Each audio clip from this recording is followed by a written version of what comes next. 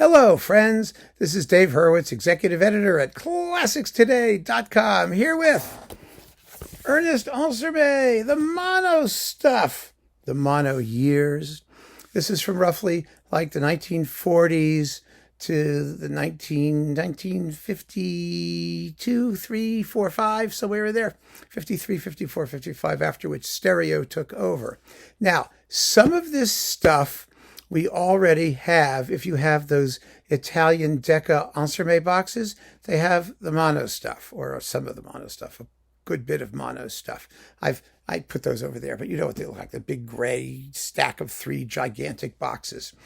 And some of this was issued also on Australian Eloquence separately. But now it's all in a box from Decca, and it's a nice slippery one, like you pick it up and it's going to fall and you're going to kill yourself. However, I went through every single one of these 26 discs to make sure that what they say is on them is really on them and that they all play, and I had no problems. And of course, I didn't need to do that because I saw, looking in the booklet, that this particular set was executively produced by Cyrus Mayer Honji, who is the head of Universal Australia and the guiding light behind the Australian Eloquence Decca reissues, all of which have been done with extraordinary care, diligence, sophistication, and general savoir-faire, unlike Decca's slovenly usual job with all kinds of problems and issues and things that get messed up. In fact, I'm waiting for a new... Oh, look, it's Mildred. Hello, Mildred. Oh, see, she's got her toy. She wants to play. She wants to play fetch. Here, come here. You want to go get it? Go get it. Go. There she goes. Okay. So, unlike, like I said, we're waiting for some Decca things that have already been, I think, postponed because of issues. We talked about that. The Andras Schiff box, for example. Not Andras, yeah, Andras Schiff, the big piano box of his Decca recordings. So we'll see what happens. But at least this one, Cyrus was in charge of, and it looks like it was done right. And what's in here is in here. So let's take a look and go through what's in here on all 26 fun-filled discs. Let's see, got a decent booklet with track listings and other things. These are original jackets, but you got to be a little careful, because what's on the original jacket is not necessarily what's on the disc, because they didn't do it the way, Cyrus, I hope it was because of Cyrus. I'm giving him a lot of credit for this because he deserves it. These are well-filled discs, generally speaking. They haven't, tried to stretch out to a zillion discs, the things that don't need to be stretched. You'll see what I mean when we go through these. But anyway, so let's start at the beginning, shall we? Hang on a minute. We got 2 big piles. We'll take up 2 piles of these things. And yeah, I'll do it this way so I can put them away correctly.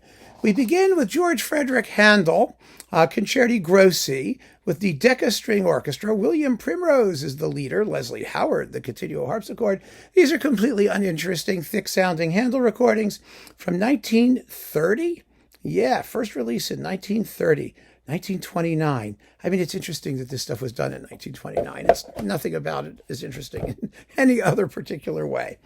Then we got more Baroque stuff. We have Vivaldi Bassoon Concerto with Henri Elert, bassoon, and the Alessandro Marcello Oboe Concerto with Roger Reversi, oboe, or Roger Reversi, I don't know where he's from, and 2 more Handel organ concerti with Jean Demessieux and the Orchestre de la Suisse Romande.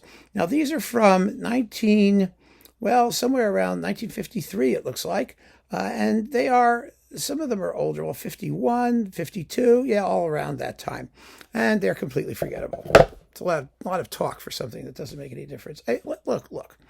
Let's talk tachlis, as we say in Yiddish. The Orchestre de la Suisse Romande was never much of an orchestra in the 1940s and 50s. Neither were the London orchestras. When Europe was recovering from the Second World War, a lot of them sounded quite scruffy. And Ansermet in Baroque music, what are you going to expect, right? Sometimes it'll be okay. It's never terrible. It's been superseded 100 million times over since. That's just the reality. I mean, if you're a student of history and you're curious about what was happening at the time amongst, a couple of European orchestras, okay, then it's self-recommending, right? You don't need me. You don't care because you're a historian. You're not interested in quality of musical results.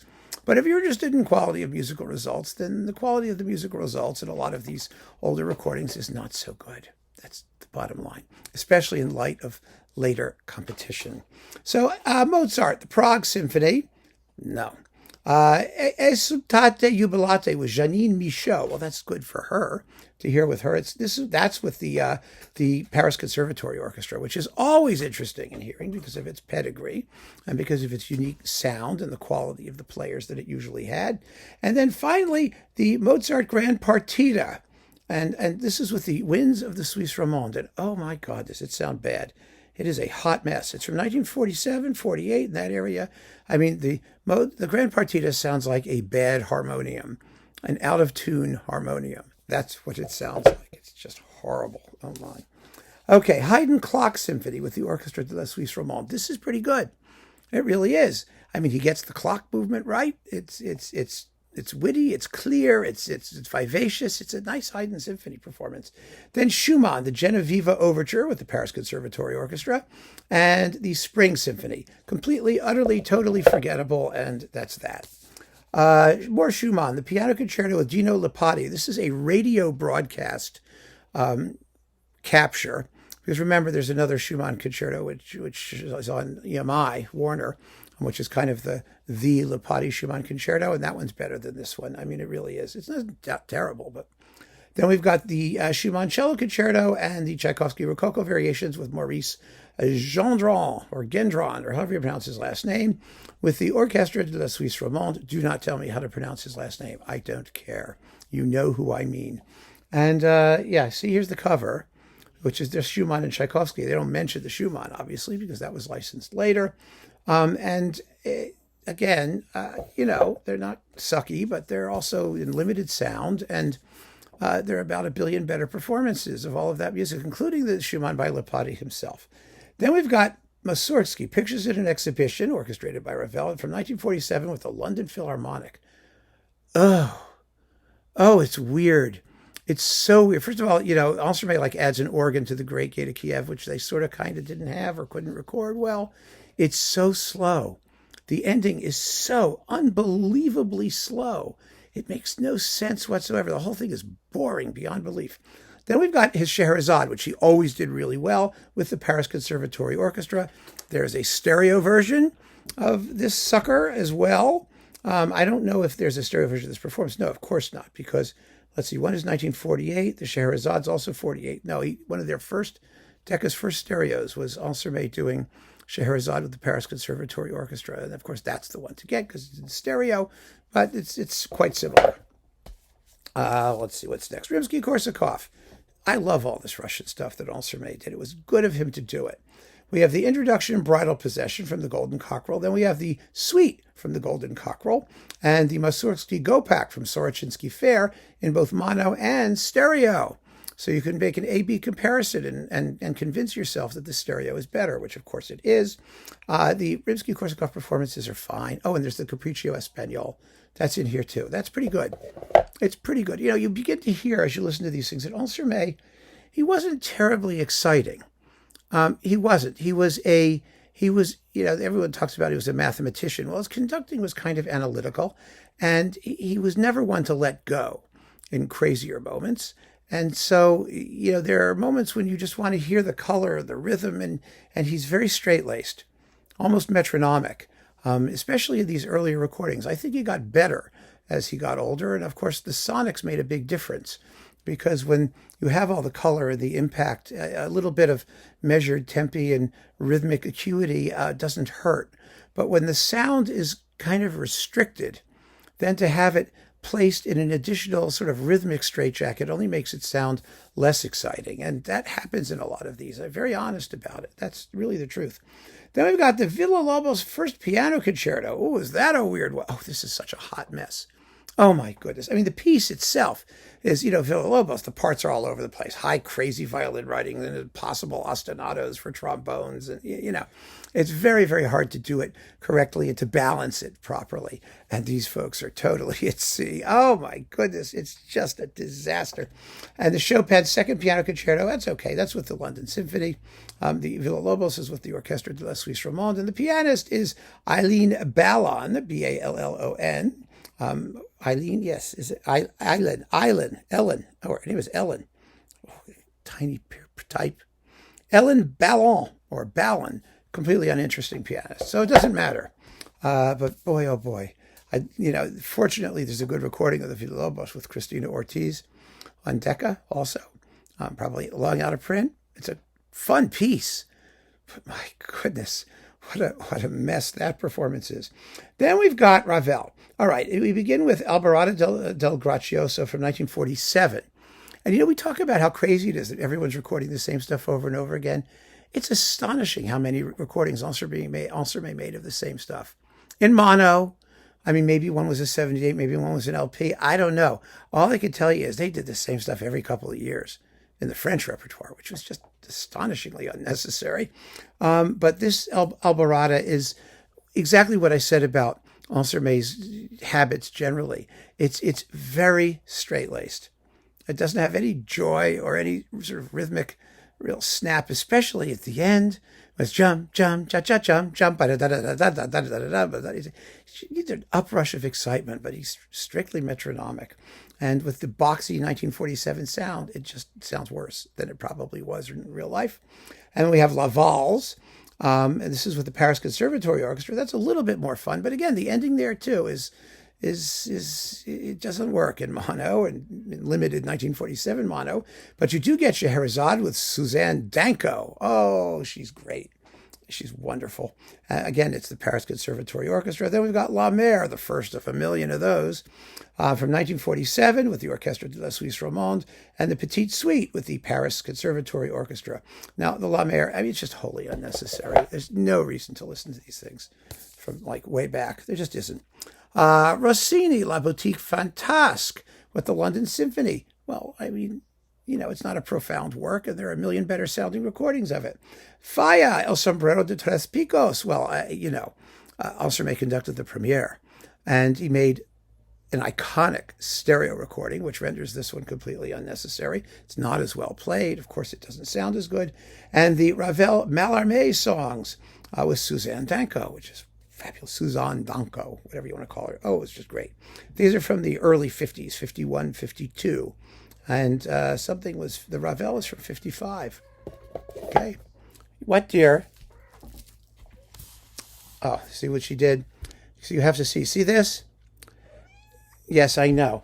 When she wants to play, she brings me one of these scrunchies if she can't find her own toys. Because these scrunchies are used by Finster, and exclusively by Finster. Mildred will only touch one when she wants to play and she can't find one of her little springy toys. So I just toss that, and she won't even go after it. So she doesn't care. She doesn't care. She's just trying to tell me to, get with it. I'm not paying enough attention to her. She's such a cat. All right, more Debussy. The Image, the complete orchestral Image, and Ravel, L'Heure Espagnole with the Orchestre de la Suisse Romande. Fine performances of everything. Wonderful in tempi. They're colorful. They're well played, comparatively speaking. The Ravel opera was a classic in its day. It's with Suzanne Danko and Michel Hamel and Heinz Rehfuss and other, famous singers of that time. So this is good to have. I have no complaints about that whatsoever, except that, of course, Ansermet redid all of that stuff. Well, not the Ravel, but he redid I don't think he redid the Ravel, but he redid all the Debussy stuff in stereo. The Mono, Pélias, and Mélisande with Suzanne Danko as Mélisande, and Pélias as Pierre Mollet, and Golod as Heinz Rehfuss, and we've got a bunch of other people doing Pélias. This was a classic version in its day. It's still worth hearing, certainly for the singing, and the conducting, which is limpid and nicely flowing. It really is. Ravel piano concertos. Well, this is fun. This is what happened with these people. You've got Jacqueline Blancard performing, and she's really good, actually. I love her in the finale of the Ravel G Major Concerto. She really makes that toccata pitter-patter along. She's really nice and machine-like. It's not too fast. She can articulate. It's delightful. The left-hand concerto is not bad either. You get two of them. One from 1949 and one from 1953, which is a couple of minutes slower. The earlier one is better because it's quicker, quite frankly, but the later one sounds better. So it's like, take your pick. CD 15, we're getting there, folks. Debussy Nocturnes. This is weird, this Nocturnes. The choral parts in Sirène are different than I've ever heard them before. It's some other version or edition that, it's usually, well, it doesn't do that. Here it builds itself up in octaves from the deep baritone women.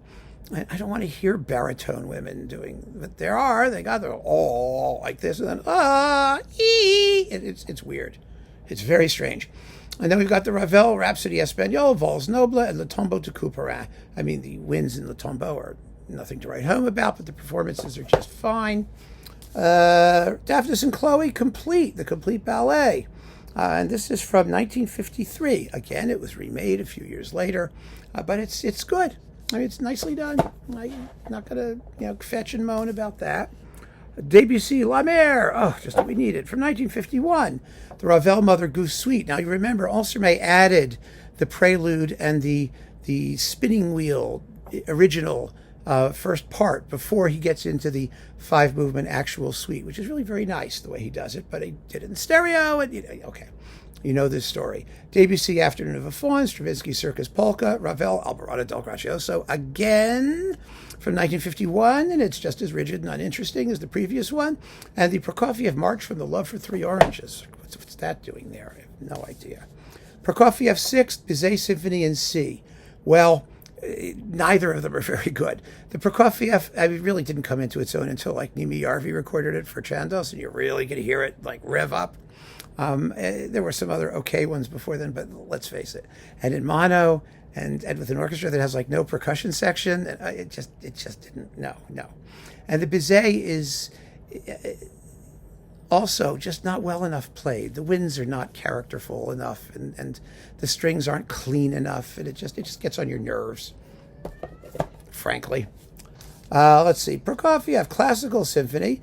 Glinka, Ruslan, and Ludmila, Borodin in the Steppes of Central Asia, Mussorgsky Night on Bald Mountain with the Paris Conservatoire Orchestra. Worth hearing.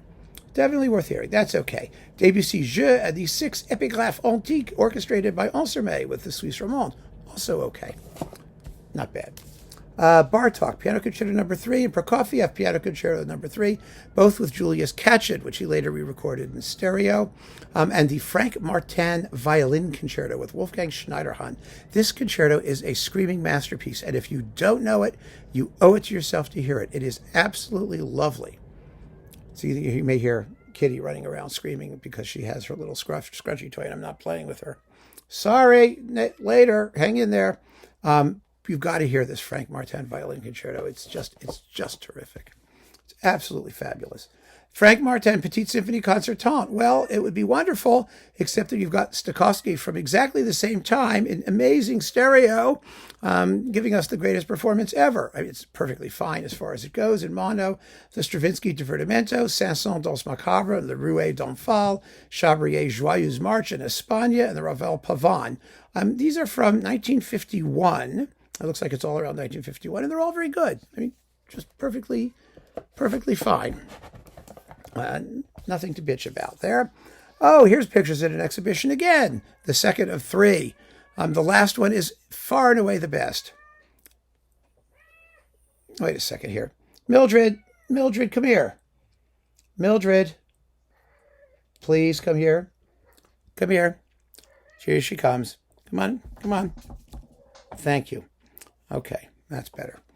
All right, so pictures at an exhibition. This is much better than the London Phil one. Okay, I know. She wants attention. A lot less crazy, and it's crazy slow, and it still isn't ideal, but it's better. La Valse and Bolero. This is all with the Paris Conservatory Orchestra. Pacific 231 and the Sorcerer's Apprentice. These are all fun performances. They really are. They're very good and definitely worth hearing. And so there you go. I know.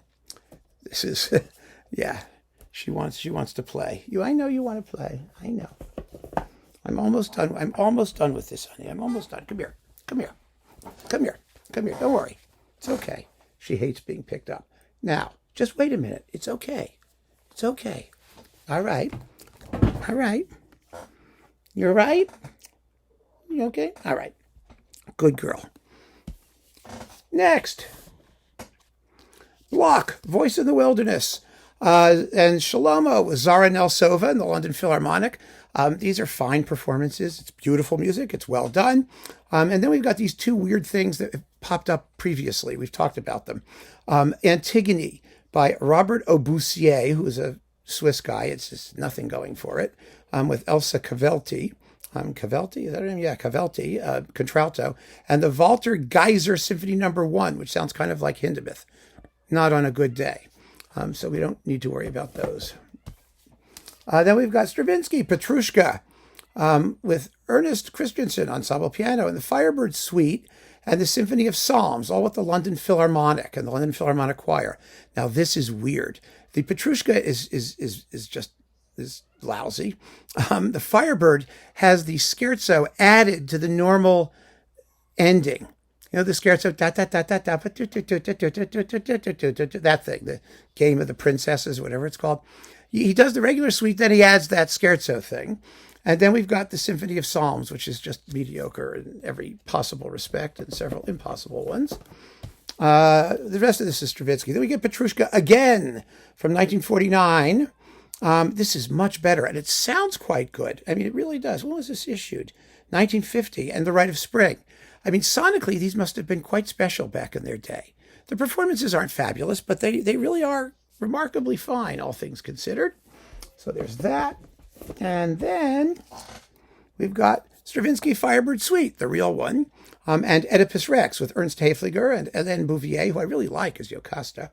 She has a nice light voice. Usually it's very heavy, and she's not.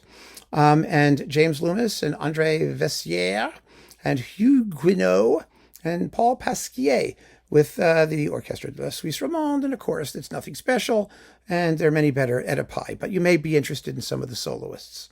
So that's it, my friends. That's 26 fun-filled Ansermet mono CDs. Now, what is the final verdict? If you're an Ansermet collector, absolutely you're going to want it. If you aren't, you don't need it. There are no special insights here, and there's a lot of grotty sound and indifferent playing. That's just the fact. Since then, there's so many better versions of it. So unless you're a collector of historical recordings for that reason, then you can give this a pass, even though it's done very nicely. And it is. It really is. I mean, I collect, I keep, I hang on to these things for, various reasons, but it's not essential. That's the bottom line. So keep on listening, friends. Thanks for joining me. Take care.